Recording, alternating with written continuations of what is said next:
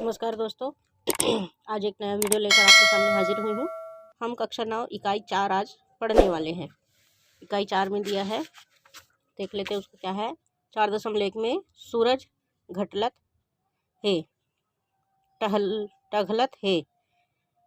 Part 2 है 4.2 लोक कथाएँ। पार्ट 4.3 है नदिया नरवा में तौरत है। ये 3 अध्याय हम देखने वाले हैं कक्षा 9 इकाई 4 में, जो छत्तीसगढ़ी भाषा व साहित्य से जुड़ा हुआ है। इससे पहले कि हम 4.1 पाठ शुरू करें, छत्तीसगढ़ी लोक भाषा के बारे में थोड़ा सा जान लेते हैं कि यह क्या है। तो चलिए देखते हैं।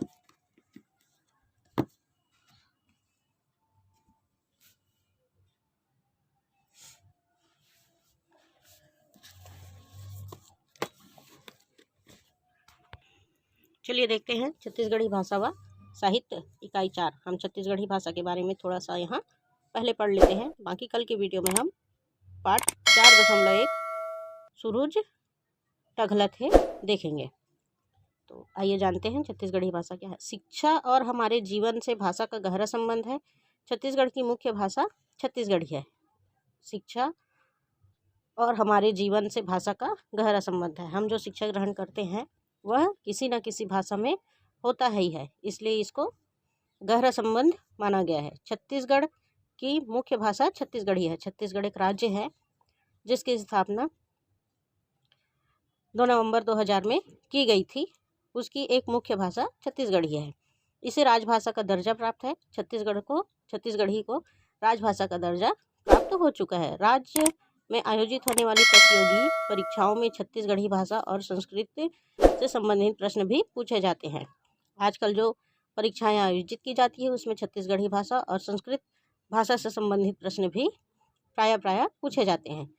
छत्तीसगढ़ी भाषा का अपना समृद्ध साहित्य है, जिसमें यहाँ की संस्कृति व लोक जीवन की झलक मिलती है। छत्तीसगढ़ी भाषा का अपना ही एक समृद्ध और साहित्य है, जिसमें यहाँ की संस्कृति व लोक जीवन की झलक मिलती है। अर्थात छत्तीसगढ़ राज्य के जो लोग हैं वह कौन सी भाषा बोली जाती है, उनका लोक जीवन कैसे है, इसकी झलक मिलती है। छत्तीसगढ़ी के लोक साहित्य और आधुनिक साहित्य की खूबसूरती से परिचय हो सके।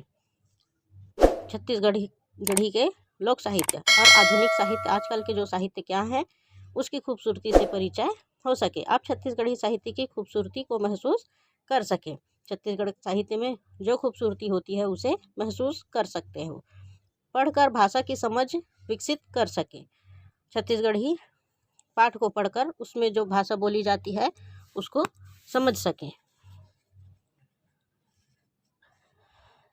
और भाषा की समझ विकसित कर सके, उसको समझ सके और उसको विकसित कर सके, और पढ़ी हुई सामग्रियों में अपने विचार अनुभवों का समावेश कर अभिव्यक्त कर सके। पढ़ी हुई सामग्री हम जो पढ़ते हैं उसमें अपने विचार और अनुभवों को भी समावेश करके उसको अभिव्यक्त अर्थात दूसरों तक पहुंचा सकते हैं। इन्हीं उद्देश्यों से इकाई में छत्तीसगढ़ी भाषा में लिखे ये पाठ शामिल किए गए हैं।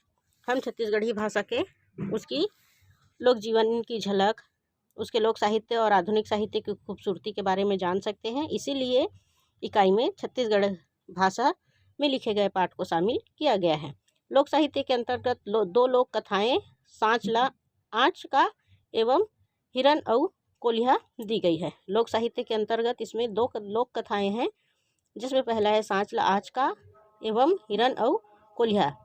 ये 2 लोक कथाएँ दिया गया है। पहली लोक कथा जीवन में परिश्रम, साहस और सूझबूझ के महत्व को व्यक्त करती है। इसमें पहली जो लोक कथा है सांचला आँच का, वह जीवन में परिश्रम और साहस की सूझबूझ की महत्व को व्यक्त करती है अर्थात बताती है। दूसरी लोक कथा पंचतंत्र की कथाओं की तरह तात्कालिक बुद्धि और चतुराई के उदाहरण प्रस्तुत करती है। इसमें दूसरी लोक कथा है हिरन और कोलिया, वह पंचतंत्र की कथाओं के तात्कालिक बुद्धि और चतुराई का उदाहरण पेश करती है। वर्तमान समय में छत्तीसगढ़ी में काफ़ी रचनाएं लिखी जा रही है। अभी के समय में छत्तीसगढ़ी बोली में जो है काफ़ी रचनाओं की रचना की जा रही है। यहाँ दी गई सूरज टघलत है ऐसी ही एक कविता है। इस कविता में ग्रीष्म ऋतु के स्वरूप में मानव जीवन पर उसके प्रभाव को सुंदर ढंग से चित्रित किया गया है। इसमें इकाई के 4.1 में सूरज टघलत है एक ऐसी ही कविता ग्रीष्मकालीन के रूप में अर्थात गर्मी के समय के स्वरूप और मानव जीवन के प्रभाव को सुंदर ढंग से चित्रित किया गया है अर्थात बताया है। गज़ल छत्तीसगढ़ी साहित्य के लिए एक नई विधा है। गज़ल जो है छत्तीसगढ़ी साहित्य के लिए एक नई विधा है। इस विधा से बच्चों को परिचित कराने के लिए एक छत्तीसगढ़ी विधा से परिचित कराने के लिए छत्तीसगढ़ी गज़ल नदिया नरवा म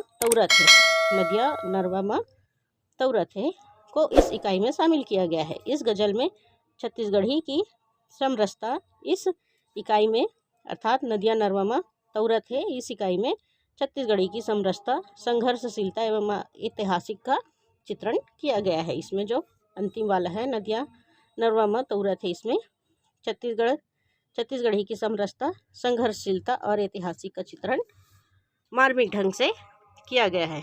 ये थे हमारे छत्तीसगढ़ी बोली के थोड़ी सी झलक। उसमें क्या है, इस इकाई में क्या दिया गया है, इकाई 4 में पाठ में छत्तीसगढ़ी भाषा में क्या क्या दिए गए हैं, यह आगे की वीडियो में हम पढ़ेंगे। ये छोटी सी छत्तीसगढ़ी भाषा की एक झलक थी जो मैंने आप लोगों तक दिया है। मैं भी छत्तीसगढ़ की ही निवासी हूँ। आशा है आप सब लोगों को पसंद आएगा। इसकी जो थोड़ी सी जानकारी है वह आप लोगों को अच्छा लगा होगा। आज के लिए इतना ही। कल हम देखेंगे 4.1 सूरज टघलत है। धन्यवाद। जय हिंद।